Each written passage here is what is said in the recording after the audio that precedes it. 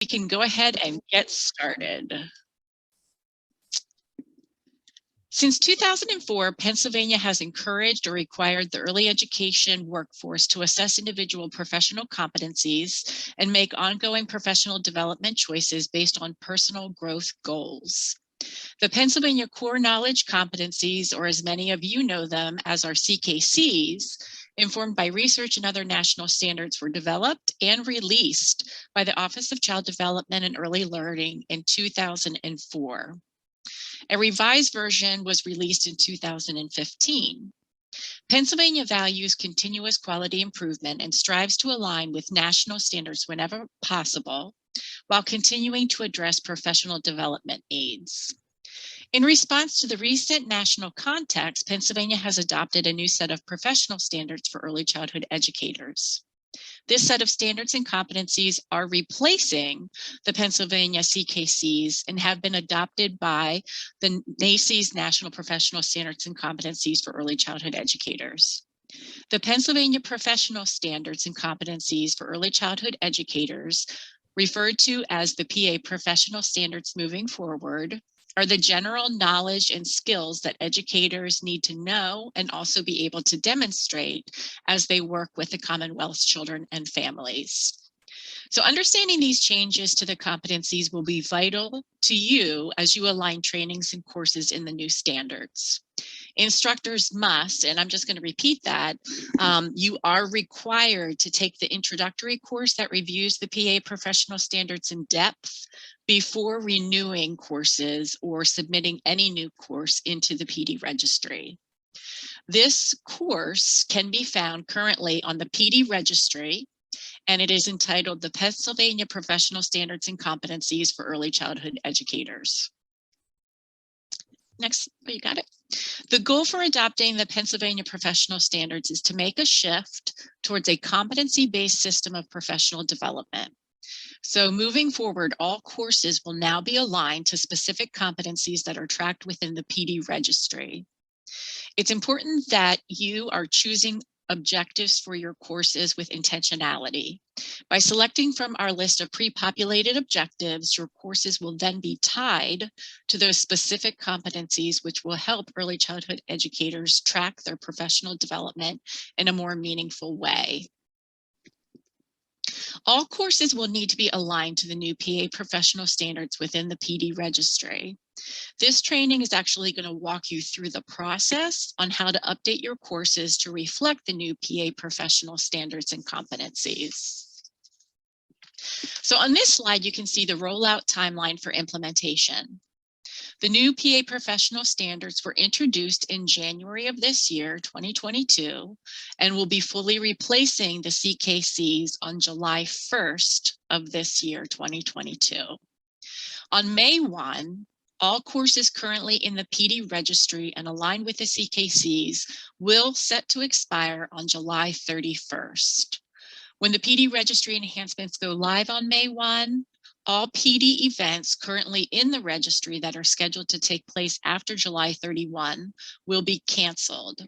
For this reason, PQuest instructors should not schedule any events to take place after July 31st for any course that is currently aligned to core knowledge competencies.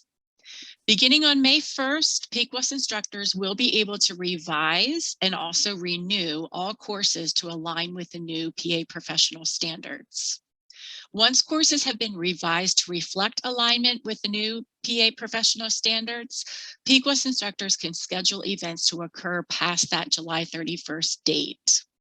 So the sooner the courses are updated by you, the sooner they can be scheduled for the fall, so that providers will not see any sort of lack of scheduled courses in August and September within the PD Registry.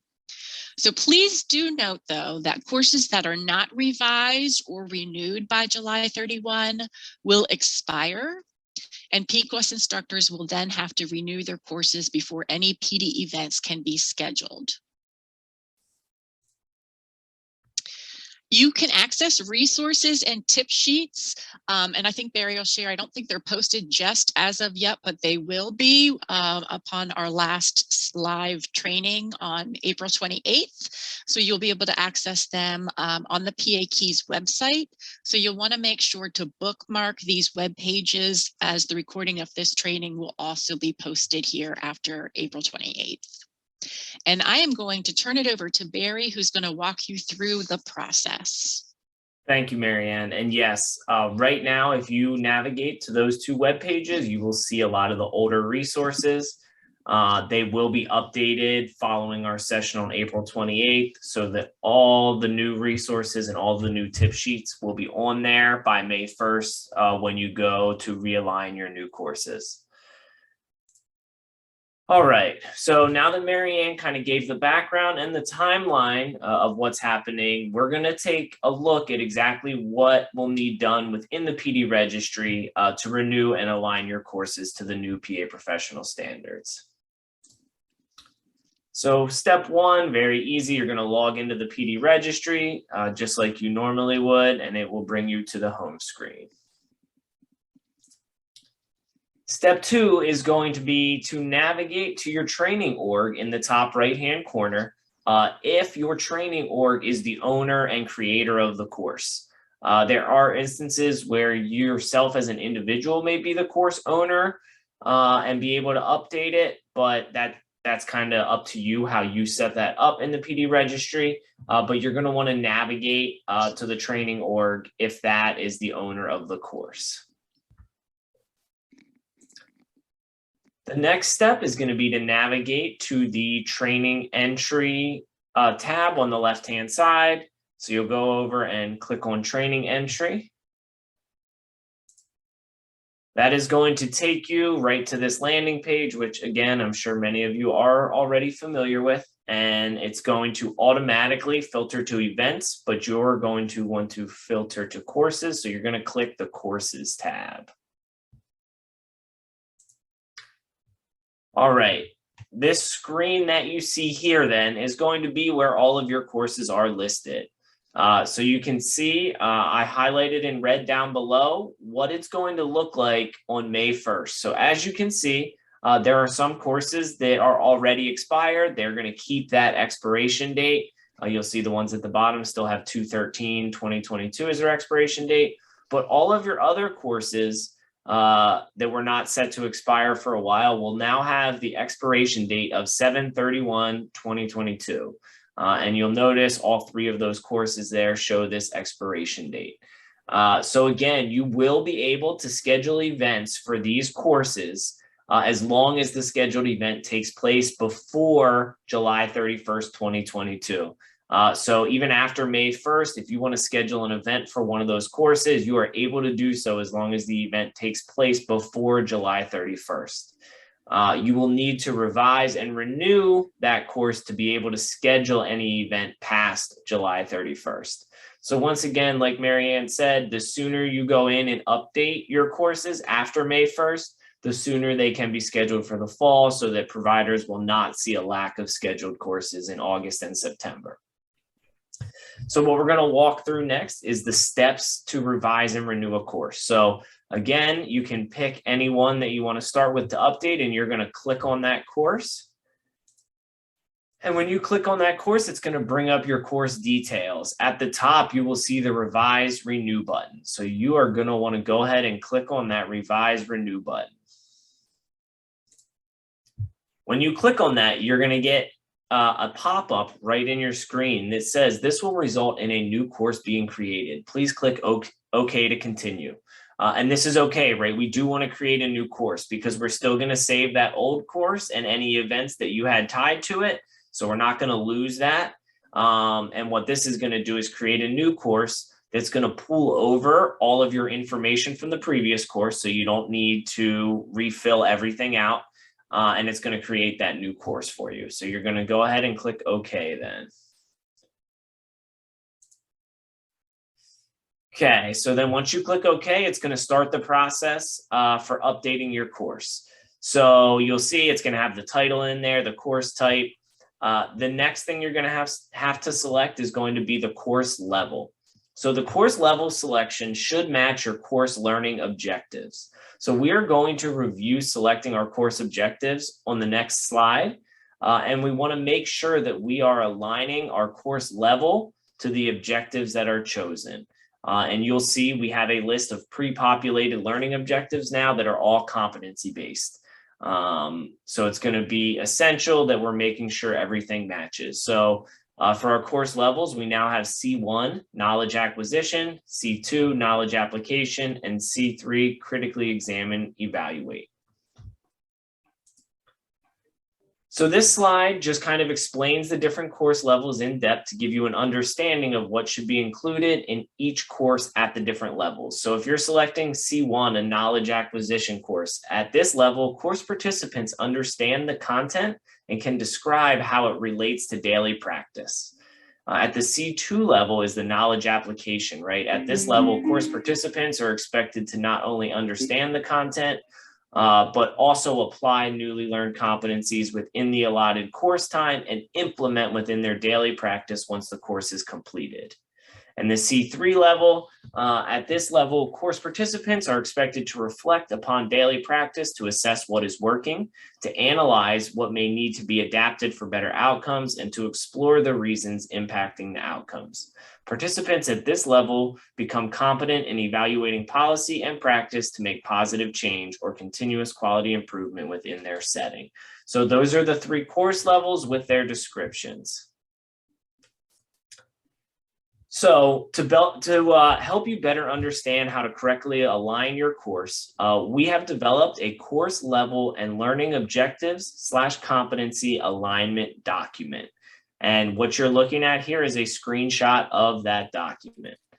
So what this document is going to do, it's going to allow you to see all of the PA professional standard areas, the professional standards, and then the learning objectives. So you see at the top, standard area 1, that's the professional standard area. 1A is the professional standard.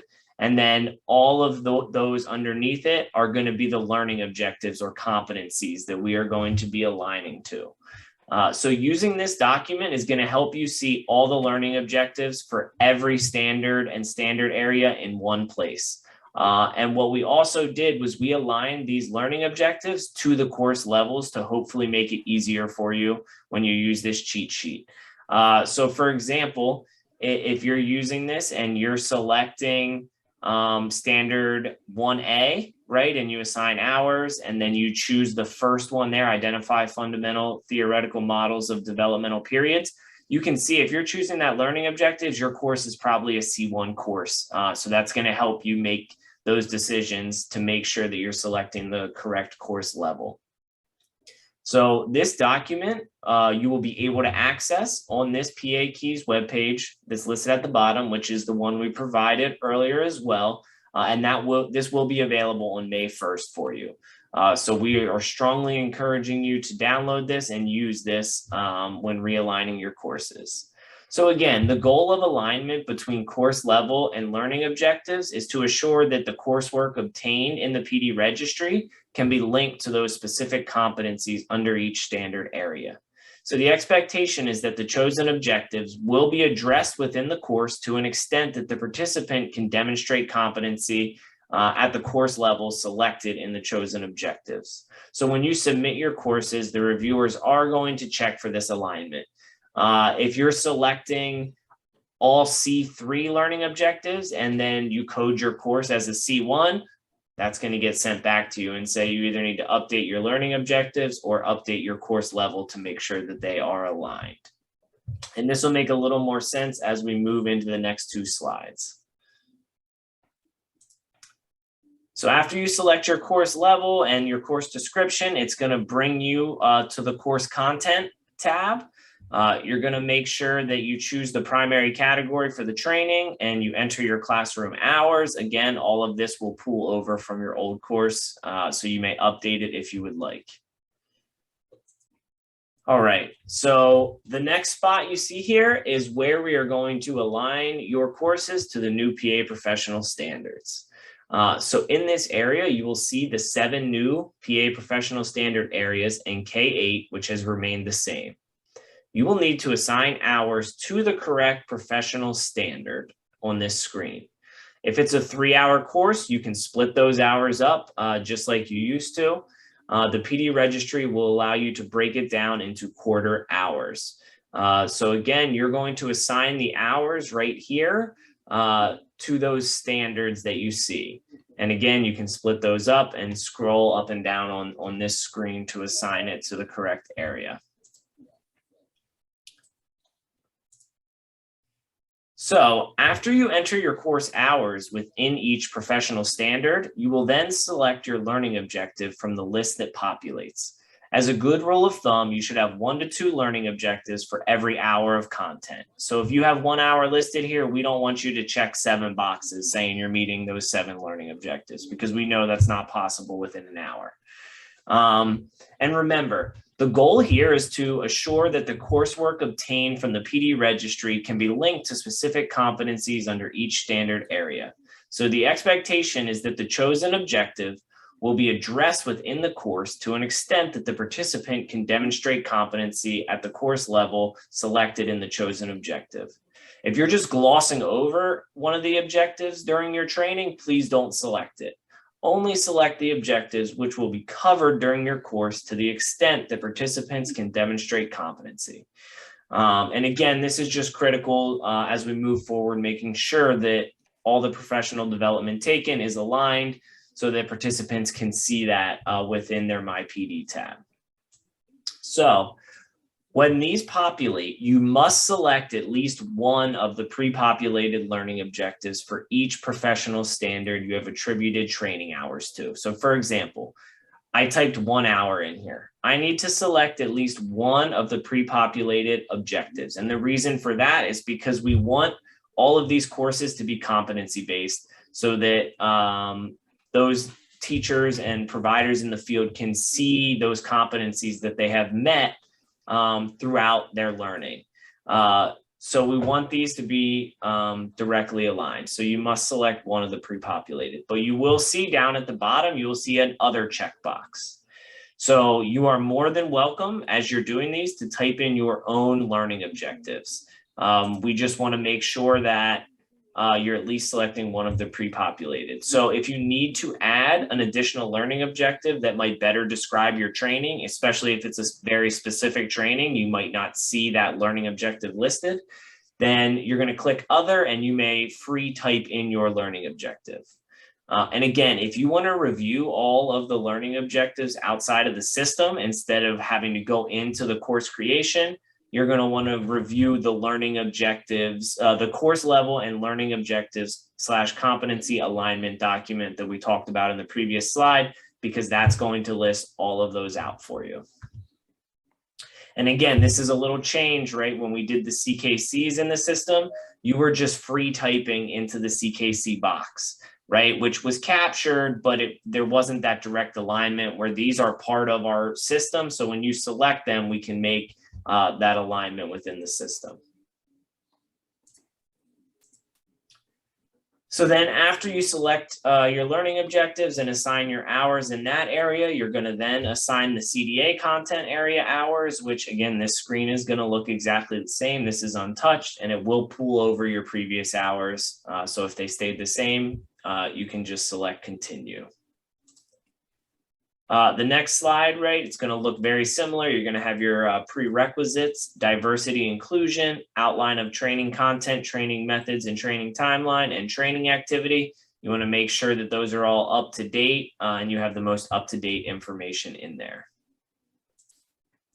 And as you scroll down, you're going to see the next list of boxes. We have assessment of learning objectives, the course approval rubric, the major resources used to develop the training, and upload participant handouts. So again, you want to make sure everything is up to date on this screen. The one big area that we are going to focus on is this major resources used to develop the training. So the course reviewers will be looking closely at the major resources used to develop your training. So we want to make sure that these are up to date and that you include the specific PA professional standard resources, which we're going to go over on the next slide. So if you navigate to the PA Keys webpage, you can see the web link below, which is where all of our new professional standards are housed. You can see highlighted in the red box there, we have a document called Resources to Support Pennsylvania Implementation of the PA Professional Standards. So when you're updating your resources, please take a look at these PA contextual resources that are aligned to the PA professional standards. So you should be embedding these resources into your trainings. You can find this on the PA Keys webpage, and it is available right now for you to take a look at. So this slide shows a screenshot of the front page of these resources. So here's an example of what it looks like. As you can see, there are resources that are aligned directly to each specific standard. So reviewers will be looking to see that you're using these resources as part of your training development if you choose that specific standard. So this document is going to be very helpful as you develop your trainings. So for example, if your training has hours aligned under 1A, reviewers will look to see that you are using the PA early learning standards in your training, right? They want to make sure that's a resource and that you're touching on that because that is a very important resource for that standard. So again, you want to look at all of these resources and make sure you're including them in your trainings as much as possible. So this is a great resource to use when you're updating your course. So then after you confirm all those screens, you'll get the additional course details where you select your target audience and the ages addressed. You'll make sure to make those selections and click Save and Continue. Then you're going to come to this screen, the Training of Trainers question. Most of you are going to select No for that. And then you'll have the Authorized Instructors. So if you need to add or change anyone, now would be the time to do it. You're able to add the trainers if you need to. And then the training scheduler question. Again, most of you are going to select no, but you may select yes if that applies. So you'll enter all of those and then click Save and Continue. So then the last step is going to be to review all of the changes you made and make sure they are correct. So again, this screen is going to show you everything that you just selected. Again, on the left, you can see the course level that you selected over there, which we have C2 knowledge application. Then you can see the professional standards that you have selected as well. And you can click show course learning objectives if you would like.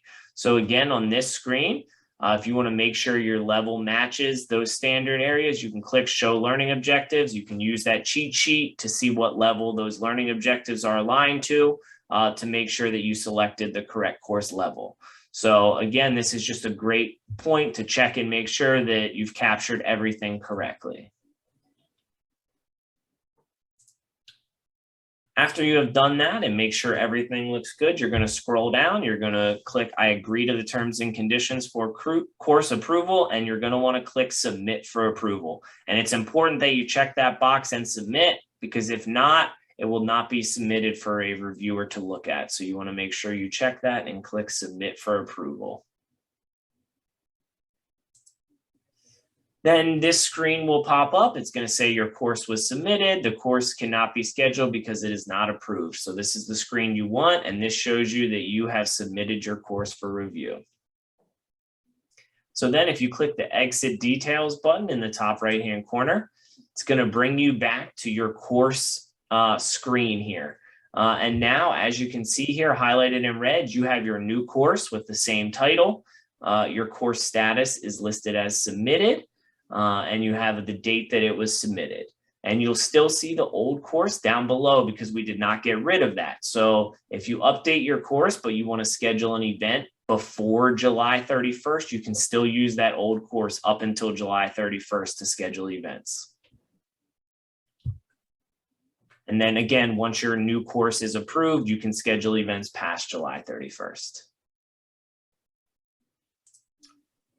All right, so now we're going to take a look at the course approval process. So there will be a team of us working over the next couple of months to approve submitted courses as quickly as possible.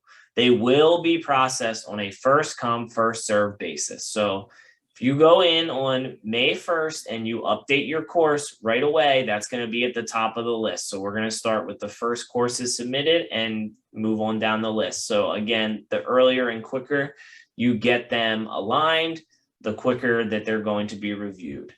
So again, all courses will expire on July 31st if you have not gone in to revise or renew. And to ensure that we have a full PD registry, please revise and renew your course as soon as possible. This next screen is going to show you some of the different course statuses you may see for your new course. So the first one we have is submitted. If it shows submitted, that means it's awaiting review from a member of the review team. So this is what you want it to look like when you're done and you've updated it. You want to make sure it shows as submitted. If you see in committee as your course status, that means someone is looking further into the details of your course. For example, you may have a course about assessment and reference ECHRS. So the program quality assessment team may need to review that information before approving. So if it's in committee, that means someone else is taking a look at your selections. If it's in process, that means the course creator is working on the course but hasn't submitted it. So this is where maybe you updated all your stuff, but you never clicked the submit for approval button. So if it shows in process, that means that it has not been submitted yet and you are still working on it. So if this is the case, but you wanted to submit it, make sure you go back and click that submit button. Revisions required. This means the course creator must make revisions based on the feedback received for course approval. So again, if the alignment isn't correct or we want to see an extra resource, the course level doesn't match, it will get sent back to you. You will get an email and you will see it listed as revisions required. Once you make those revisions, it will then go back into the submitted status to be reviewed again. Approved, the course has been approved and events can now be scheduled. So once you see it as approved, that course is good to go. And declined would show up if the course is a duplicate or the course owner decides to not continue with the approval review. So if revisions were required and they said, I'm not going to make those changes, just scrap the course, then it would show as declined. So again, if you come to your screen here and click on the courses tab, this is where all those course statuses will be listed right there in the course status column. So if you ever want to check on the status of your course, this is where you want to go to look at where it is at in the review process.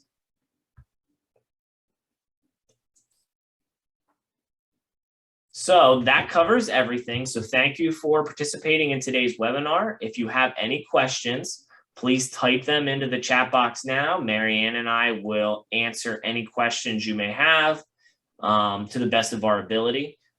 We will also take these questions and create an FAQ document that will be posted on one of the PA Keys web pages that we provided previously upon the conclusion of all the webinars on April 28th. Also, you do not need to attend any of the other webinars in the coming weeks because they are all the same. So the next two webinars that we have are going to cover the exact same material. And what we're going to do is just post one of the recorded versions on the PA Keys webpage after our final webinar concludes.